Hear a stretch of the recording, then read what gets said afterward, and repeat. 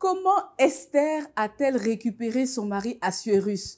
Quelqu'un va me dire, mais Mathilde Fofana, qu'est-ce que tu dis? Elle a été mariée à Assuérus, elle a eu un mariage heureux, il y a eu un concours de Miss, elle a été choisie, Assuérus a mis la couronne sur elle. Oui, c'est vrai.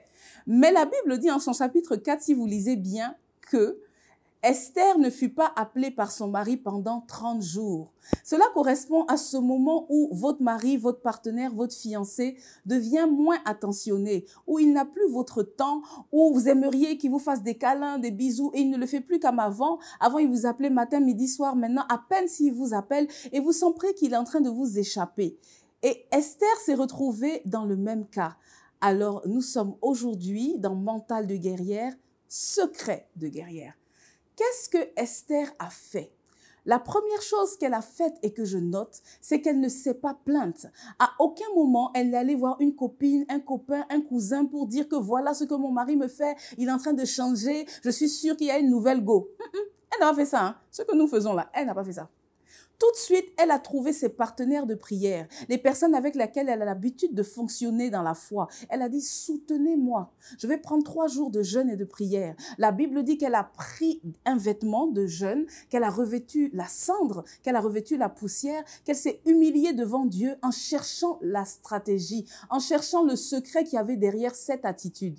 Et c'est ce qu'elle a fait. Et au bout de 3 jours, elle s'est sapée. Elle a porté ses beaux vêtements. Elle s'est lavée. Elle s'est parfumée. Elle s'est présentée devant le roi, bien qu'elle n'ait pas droit de se présenter devant le roi. Elle s'est présentée. Et qu'est-ce qu'elle a dit? Elle n'a pas tout de suite dit, voilà, voilà, voilà, voilà. Vous savez, nous les femmes, comme on a tendance, on réveille les gens à 3 heures du matin pour leur dire, tu m'as fait ceci, tu m'as fait ceci, tu m'as fait cela. En mode baoulé. Les baoulés se reconnaîtront. Elle n'a pas fait ça. Elle a dit, je suis venue, si tu le permets, roi, j'aimerais que tu viennes manger à un buffet, à un festin que j'organise pour toi. Donc, elle lui a rien demandé. Au contraire, elle est venue avec amour et douceur en lui disant, je veux t'inviter à un festin. Le roi a trouvé ça intriguant, mais il a dit, il n'y a pas de problème. Que veux-tu? Serait-ce la moitié du royaume, je vais te donner. Elle dit, non, maintenant que vous avez mangé, je veux que vous reveniez à un 2e festin. Vous comprenez? Et au 2e festin, la Bible dit que le roi ne put pas dormir. Alors, qu'est-ce qu'il y avait à manger dans ce 2e festin? Elle a fait une nourriture lourde, qu'elle savait que son mari ne pourrait pas digérer, qui allait l'obliger à avoir de l'insomnie pour pouvoir régler un problème qu'elle voulait lui exposer. Elle a compris le secret. Elle est passée par le ventre. Mais ce que j'aime aussi, c'est que la Bible dit qu'elle s'est effondrée et elle s'est secouée en pleurant. Qu'est-ce que ça veut dire? Ça veut dire que certainement, elle avait une robe, vous savez, un peu voluptueuse, un peu particulière. Et quand elle se secouait, je veux croire que ses formes étaient mises en exergue.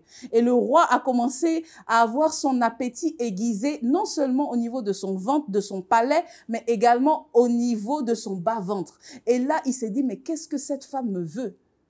Et c'est alors qu'elle a dit, voilà ce qu'on est en train de tramer contre mon peuple. Et s'ils agissent comme ça, même moi, je vais finir par mourir. Elle a obtenu gain de cause et son mari est devenu fou amoureux. En fait, elle a utilisé la faiblesse de son mari. Elle a vu, en fait, elle a compris qu'est-ce que son mari aime. Son mari aime la fête. Son mari était réputé pour la fête. Son mari était réputé pour faire toujours des banquets et des festins. Elle a utilisé cet élément-là pour pouvoir avoir son mari. Guerrière, qu'est-ce que ton mari aime?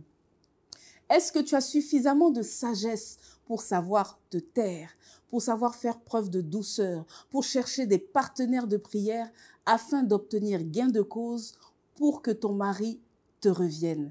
C'était Mathilde Fofana, Mental de guerrière officielle, secret de guerrière. J'ai eu beaucoup de plaisir. La Bible est un véritable trésor et regorge de secrets. Bisous, à très bientôt.